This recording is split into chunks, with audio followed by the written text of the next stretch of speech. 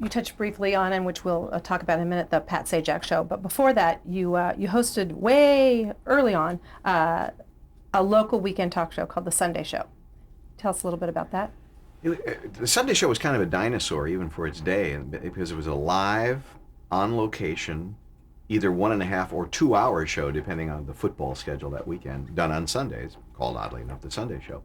But it was always done in conjunction with some sort of community event. There would be a Renaissance festival somewhere, and you'd go to that.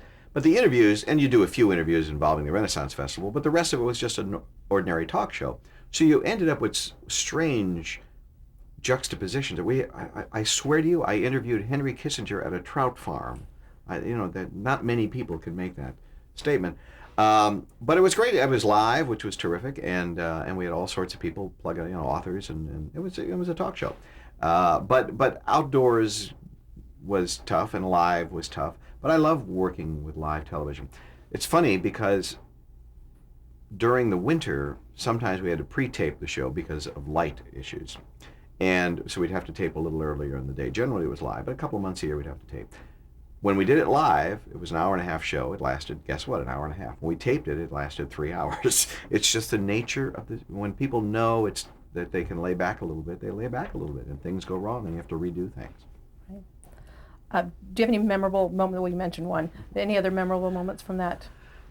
Boy, nothing springs to mind. I'm afraid we're at an empty vine there. No, that's okay. Yeah. Wait, do you think that hosting job then prepared you for your future? Yeah, I mean, everything prepares you, and that certainly did, because I got to be, I think, a pretty good interviewer, and I again understood working in live TV. And what it taught me, by the way, was even when we didn't do it live, it taught me live is better. And everything I did after that, even when we tape something, we tape talk shows, I try to treat them as live, and I try to have the crew treat them as live. Because once you decide that it's okay, we can stop, then you're going to stop, and you're not going to be up for it, and you're not going to get the best out of it, because if it doesn't go well enough, you'll do it again.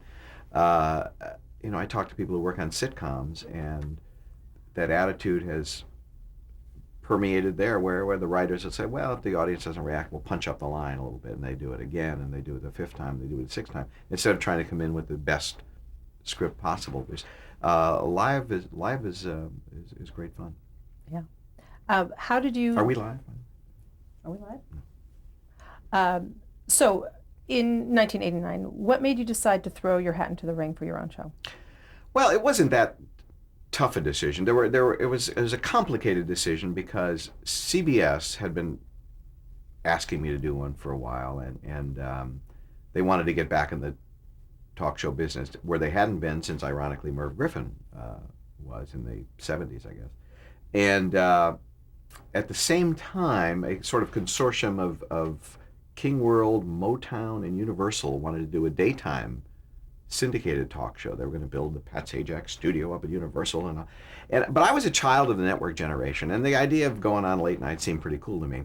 But there was a talk about 1,000-pound gorillas. There was this guy named Carson, and I wasn't sure how healthy that was for my life. But it's very hard to say no to the idea of doing that kind of show.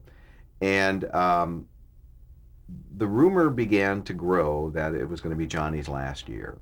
He had talked about it for several contracts, so I began to think, we'll get on the air, we'll do a show, and we intentionally did the show it was really a clone of The Tonight Show in terms of its look. I mean, we had the band and the couch and the whole thing, because that became the accepted form for doing one of those shows. And the thought was, we'll do the show, Johnny will be there for a year. Now people have had a chance to get used to me in that role. Where's the comfortable Tonight Show? Oh, there it is on CBS. A couple of things went wrong. Number one, Johnny didn't leave.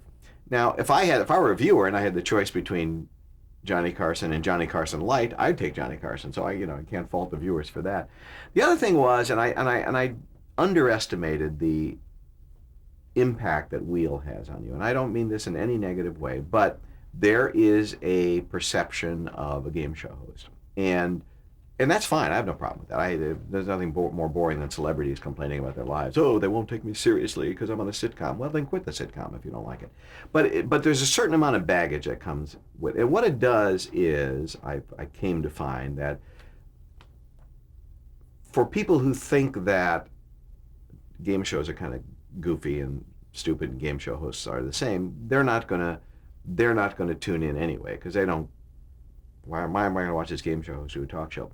For those who like the game show and wanted to see what I'm doing on a talk show, you handle a talk show differently. There's an edginess there. There's, where's sweet old Pat who's being nice to these old ladies spinning the wheel? What, he's making jokes like that? He's kidding our president? He's doing, and that was jarring. So I think trying to do both at the same time ultimately was doomed to failure, putting aside whether the show was any good or not. And I think it was okay. And I think I did all right, and I'm proud of what we did. But I think that baggage was probably, in retrospect, it probably made more sense and had a better chance to be successful if I did the daytime thing, only because it was a more natural complement to what I was doing on Wheel. It's very hard to be the guy giving away Buicks at night and trading barbs with comics, later that night. And the other thing is that game shows, as they say, skew older. We have an older audience than a lot of advertisers want. So when we went on the air at CBS, the show was doing fine. I mean, in terms of what we promised the sponsors, we were beating that. And I remember we were on a few weeks and we were going to have our first meeting with CBS executives. And my thought was, well, the meeting will be, how long do you want to extend? And instead, the opening line of the meeting was, we're in trouble. And the trouble was, we had an older audience and they weren't happy with that. And that wasn't going to change. I mean, that was my natural audience, and that troubled them. So we ended up early on, we knew that we were not going to be a long-running show. So in a way, that's liberating, because you can just have fun with it and do it for as long as you can. I think we were ultimately on the air about close to a year and a half, which is not the worst. But it's something. It's an experience I would never erase from my life, because I had the chance to feed straight lines to George Burns and meet. I forget sometimes. I look back at the rosters. We had the biggest stars you can imagine on the show, and I got a chance to meet them. And celebrityhood gives you this entree where you're all in the same club, and you can call Charlton Heston Chuck, and stuff like that. And by the way, I still do the show in my basement every night. It's a little pathetic, and we have trouble booking it, but we did a great segment with Ruth Buzzy the other night. It was really good. Well, you did get to interview your boyhood idol, Jack Parr. How was that? It was great. Jack didn't do any television, and I prevailed on our friendship, which had developed in the interim, to come on the show, and he agreed to come on. He said, nobody knows who I am anymore. Well, he got a standing ovation. He couldn't have. The show, by the way, was an hour and a half, which was quite a burden as well. But Jack was on for the first hour, and he just couldn't have been funnier, and he couldn't have been more charming. And it was the highlight of those shows. I think it was a real strong hour, and he was terrific, and he had a great time. And it was one of the last major television things he did. When I was working in local TV in Los Angeles doing the weather, and I was doing the Sunday show, the talk show, and Jack, I had never met Jack, but he was my hero growing up. And he was staying out. He went to visit a friend of his out in the desert, a guy named Hy Averback, producer, director in television, very famous fellow, and an old friend of Jack's from the Army. And Hy said, hey, there's this guy on local TV I think you like. And Jack tuned in. Well, he wrote me a note. And I'm sitting in my office at KNBC, and I get this note, and the return address says Jack Parr. It's like a little leaguer hearing from Babe Ruth. And I open it up, and it was just a chatty, hey, I think you got a great future, and good luck with everything. It was before Wheel, and it was so great. So we wrote back and forth a few times. Now I'm doing Wheel of Fortune. I'm in my dressing room one night at NBC, and NBC's doing I don't remember, it was the 40th or 50th anniversary of the network, whatever it was, where they bring in all their stars for this special. One of the people they brought in was Jack. So Jack and his wife, Miriam, are limoed to NBC. I'm taping. I don't know anything about this. I'm in my dressing room between shows. And Jack and his wife, and Jack was not a real show busy kind of guy, a real nice man, and he doesn't prevail on people's good graces. And so he's wandering kind of aimlessly through the hallways. He doesn't know where he's going to go. He didn't have a handler with him. And he sees on the door, he sees the name of this kid he's been writing notes to, and someone he knows. And he knocks on the door. The first time we ever met, I open my door, and there's Jack standing there in a tuxedo, asking where the studio is, number one, and number two, could I use your bathroom? So he comes into my dressing room, and I'm in awkwardly with his wife in the dressing room while Jack's in the bathroom. I said, my idol is in there piddling right now. It's a wonderful, wonderful moment for me. But we became very good friends over the years, and to the very end. And again, when you're in this business, you get to meet people like that. We were at a party once, and Jimmy Stewart was there when I first started on Wheel, and I said to my wife, "That's Jimmy Stewart." She said, "I know. You have to say hello." I said, "I can't say hello. He has no idea who I am. I'm not going to go say." You've got to say hello. And she was right. I mean, how often do you get a chance? So I sort of walk up toward him, and our eyes meet, and he said, Gloria always solves the puzzles before I do. And I thought this is a great business. Oh, incredible.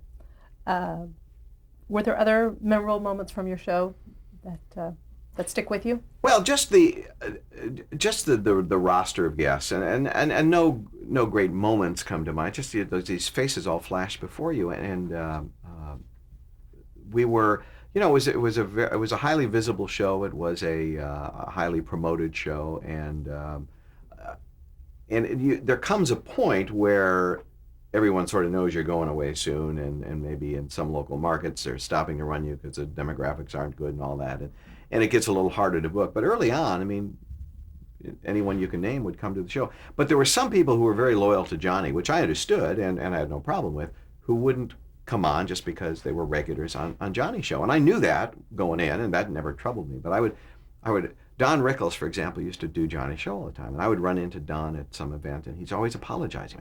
"I'd love to do your show, but I can't do it. I don't want to make Johnny mad." I said, "It's okay, Don. Calm down. It's all right." And we had hoped to engender that loyalty, but we weren't around long enough to develop any.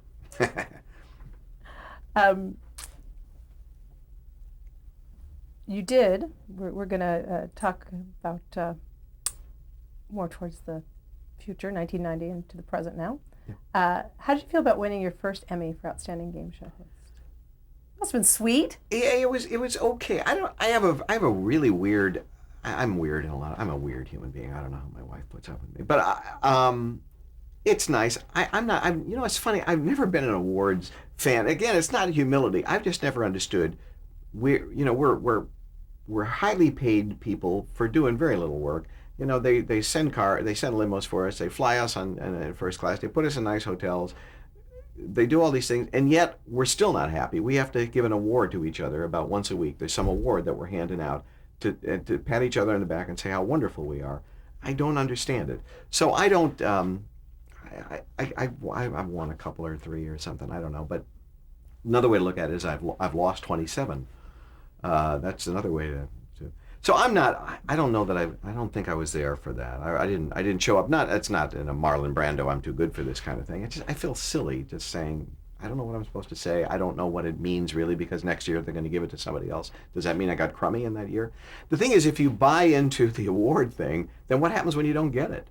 It's like being on People's Most Beautiful People list. Next year, what, you got ugly when you're not there? So I don't get too carried away. I do have the distinction. I got a People's Choice Award one year, and I'm the only and I retired undefeated because they dropped the category after I won. So there will never be another favorite game show host. Love it. In 1997, on April Fool's, you and Alex Trebek swapped hosting duties. Oh, good. You had me worried. Yeah. Oh, well, yeah. What was it like to switch hosts?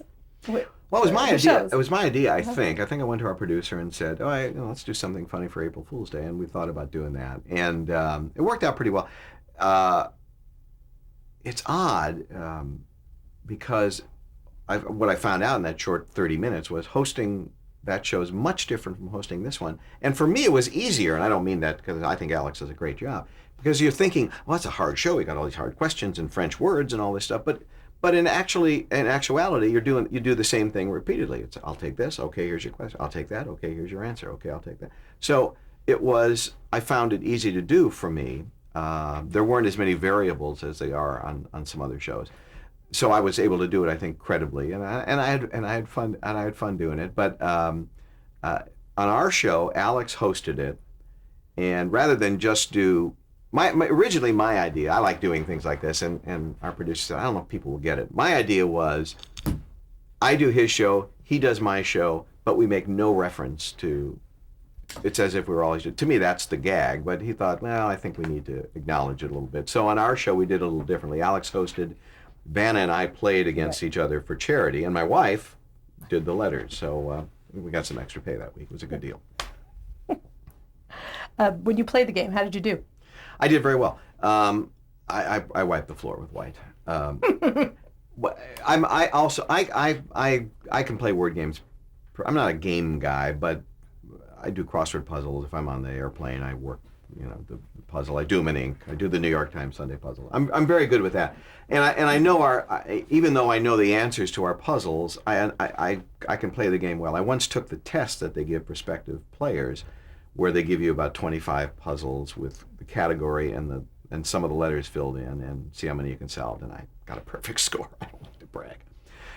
So I did okay. I can play the game well. It's a deceptively simple game. That is to say, it is simple, and yet there are things you can do in a technical sense of playing the game that you could be successful, and the players who figure that out do well, and the players who don't.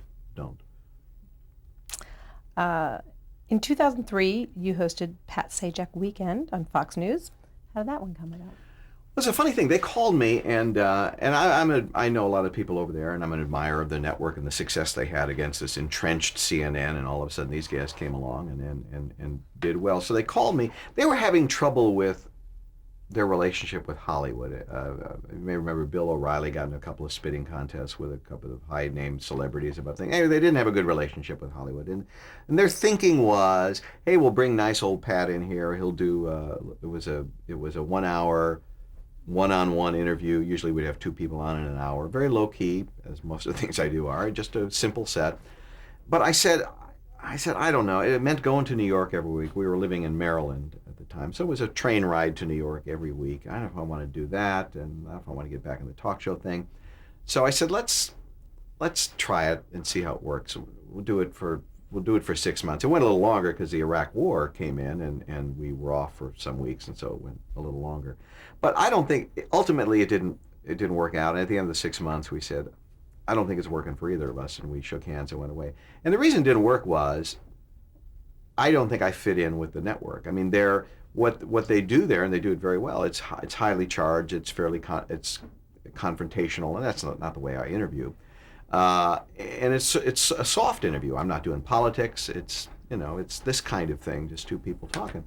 And I don't think it fit. I mean, I was in between. I was literally in between. My show was in between Ollie North and Geraldo Rivera. Somehow that was an odd programming. So I don't think it quite worked. I think regular Fox viewers thought, why are we watching this showbiz low-key stuff? And a lot of people who might have watched because they'd like to see a talk show, there are people who hate Fox News, and I'm not going to watch that right wing, whatever they call them. So it was a mix that didn't quite work. But again, it was fun because I had a lot of my friends on. I had a lot of people I hadn't met before, and as you know, to sit down with someone for a half an hour, it can be very, very fun and entertaining and revealing. Like today? Well, this would maybe a poor example. No, not at all. You've been a frequent guest on Larry King Live, and you've filled in for him before. How is it to do that kind of show and work? I have discovered that the best thing to be is a fill-in when it comes to talk. I have no more desire to do another a talk incarnation for various reasons. I'm at that stage in my life and career. I like my schedule. I don't want to do it. But to be able to go in and sit in for Larry, as I did for a while, and sit in for Regis, as I do every now and then, that's enough to kind of scratch that itch for me. And I leave there after a night or two of doing it and go, thank goodness I don't have to be here tomorrow. So again, it's like, what it's like being a grandparent as opposed to a parent.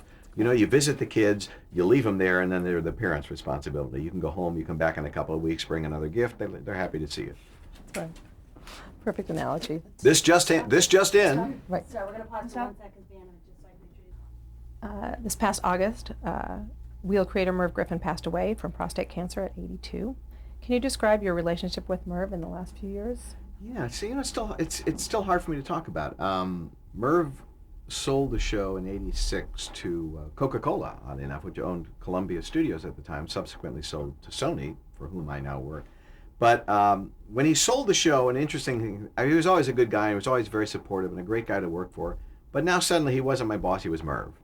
And we just became good pals, and my wife and I would take European trips with Merv. And when you're with Merv, you're with everybody, because everybody knows Merv, and he knew everybody in the world. We'd be on this yacht in the Mediterranean, docked at Saint Tropez, and just royalty and politicians and the biggest stars just come to pay homage.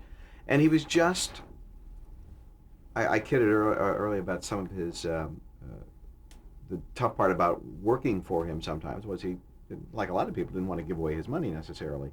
But he was so generous in our personal life, and we did so many fun things. The best storyteller in the world. I mean, we would sit up for hours and hours and hours on this boat, just laughing. He was the greatest audience. That laugh of his was genuine, and the greatest storyteller as well. So it was just fabulous. And he was so I really thought the laws of nature would not apply to Merv. I knew he had the prostate cancer thing. It looked as if he beat it. It came back sadly. But even then, to this day, I find myself thinking I'm going to see him. I'm going to see him, and I'm not. And that's hard. It's hard to get used to. He really was a bigger than life guy, and he accomplished so much, and was so talented, and so enthusiastic, and I miss him. Did he give you any memorable advice? He really didn't. He was not an advice giver. He saw something or someone he liked, or saw something in someone he liked, and he had enough faith in his own judgment to let you go with it. I mean, the best thing he did with me was nothing. I mean, he said, "I like what you do. I like the way you do it. Go do it on wheel." And when I would see him, it would be not a suggestion as to how I could improve my performance, but hey, that was funny what you did last Thursday when that guy did the thing, and what he just was real supportive in that way. And on that level, you couldn't have asked for a better guy to work for. Is there anything else? I mean, that's a wonderful quality that made him a really good producer. Well, Merv, the successes he had were enormous. I mean, Wheel and Jeopardy, his own talk show. He had a lot of failures along the way too. There were a lot of shows that have gone away you haven't heard of because they went away quickly, and that's the nature of this business. These things happen. But whether they succeeded or whether they failed, he just had the courage of his convictions. When he wanted me to take over the daytime show, it wasn't a popular decision within NBC hierarchy. David Letterman had just finished a daytime version of his show, which almost killed daytime on NBC. It was a disaster. Same show he's doing at night, but it just didn't work during the day. People weren't ready for it. It was great at night.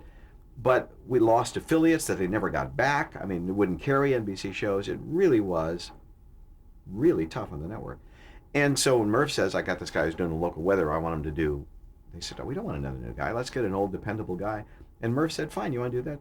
Great, I'll just take the show somewhere else." I mean, that's the kind of loyalty he had, and that's the way he believed in what he wanted to do. It's a great talent, and he didn't didn't rely on focus groups and taking surveys, and he figured if he liked something, there would be enough other people who felt the same way.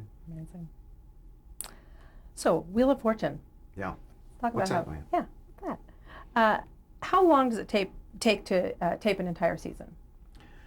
We do 195 shows a year, and we do 5. Often now we do 6 shows a day.